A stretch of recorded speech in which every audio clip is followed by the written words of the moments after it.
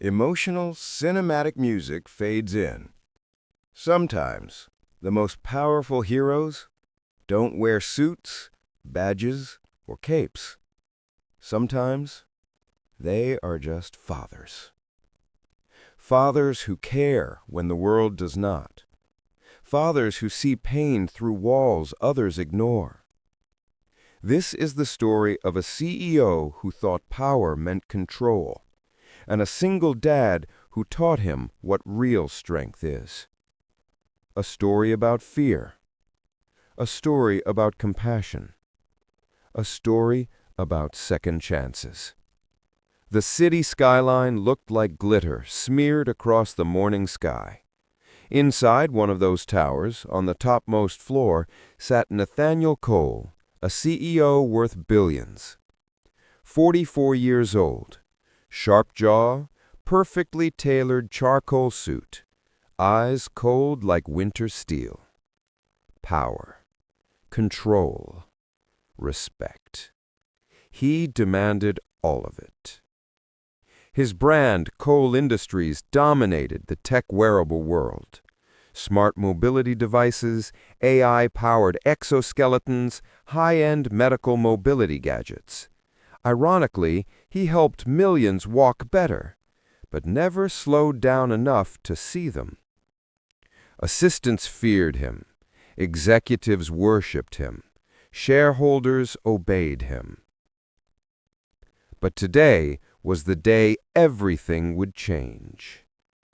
A young presenter trembled while pitching a new medical device. Nathaniel leaned back, arms crossed, face expressionless.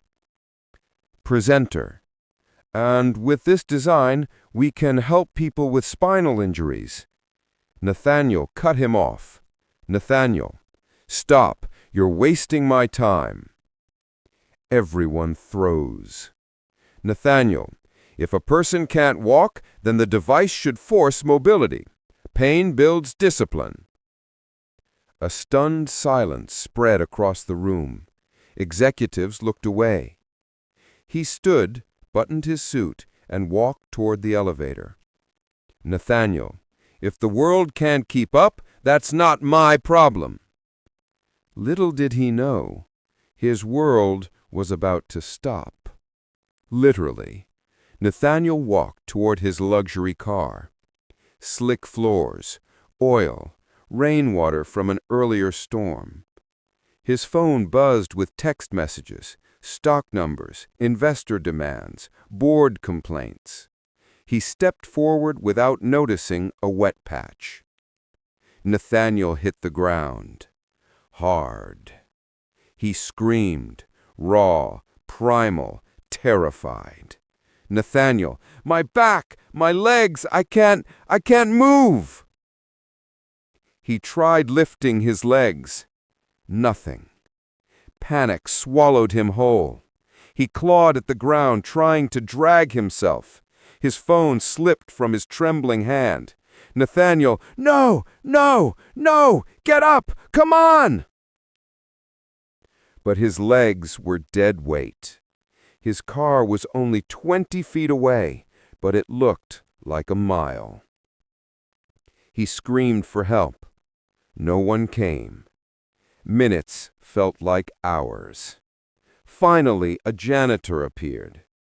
"Sir, don't move. I'll call the—" "Don't touch me. Just call the hospital." Doctors spoke in serious tones. Spinal nerve damage. Temporary paralysis, maybe permanent.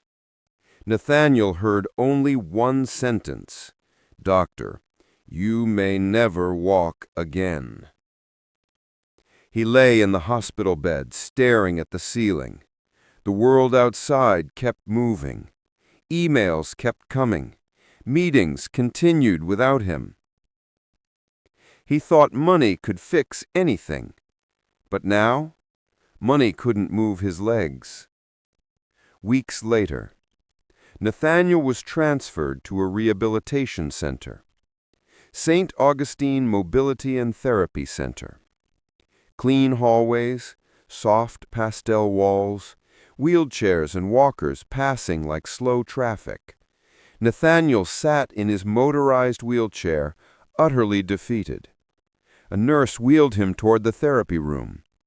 He looked around at struggling adults, exhausted seniors, and children.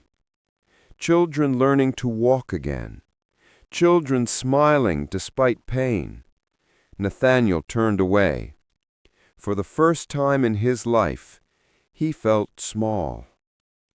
The therapist assigned to him explained gently, "You'll be paired with a mobility assistant, someone to guide you during rehabilitation." Nathaniel scoffed, "I'm not a charity case. Just tell me what to do and I'll do it." Therapist, "You can't do it alone." Nathaniel clenched his teeth. He hated that sentence more than the pain. The next morning, Nathaniel waited in the therapy room. In walked a man, tall, built, dark skin, gentle eyes. He wore simple clothes, a faded T-shirt, and a lanyard labeled Jordan Avery, Mobility Assistant. Nathaniel sized him up. "You're not a physical therapist." "Nope, I'm here to keep you safe and moving." "I don't need a babysitter." "Well, you can fire me after today, but you have to try one session first." Jordan's voice was warm, not pitying, not condescending, just steady, grounded. He hated that he needed anyone. Jordan placed a gait belt around Nathaniel's torso, gently, respectfully. Nathaniel panicked. Don't hurt me." Jordan froze. His voice softened to a whisper. "I won't. You're safe." Nathaniel's voice cracked, raw, vulnerable. "I can't walk." Jordan's reply, "I'll walk for both of us until you can." Silence. The room didn't exist anymore. Just those words. Nathaniel swallowed hard. He nodded. They tried again. Nathaniel attempted to move his right leg. It twitched. Nathaniel, "It's not working." Jordan, "It did. I saw it. Do it again." Nathaniel tried, again and again. The leg moved half an inch. Nathaniel broke into tears. "I need to rest." Jordan waited patiently, handing him a water bottle when he caught his breath. "I shouldn't keep you late." Jordan, "I don't stay late because I have to. I stay because every inch you move matters." Nathaniel turned away, wiping tears. No one had ever believed in him this way, not even when he walked. Days passed. Nathaniel noticed Jordan always left at exactly 3 p.m. Not 2:59, not 3:01. Precisely 3 p.m. Nathaniel finally asked, "Why do you leave so early? Another job?" Jordan hesitated. "I have a son." He smiled. "His name's Micah. Smart kid, loves robots. Thinks pancakes can solve world peace." Nathaniel laughed before he could stop himself. "What about his mom?" Jordan looked away. "She passed away 4 years ago. Cancer." Silence pressed between them.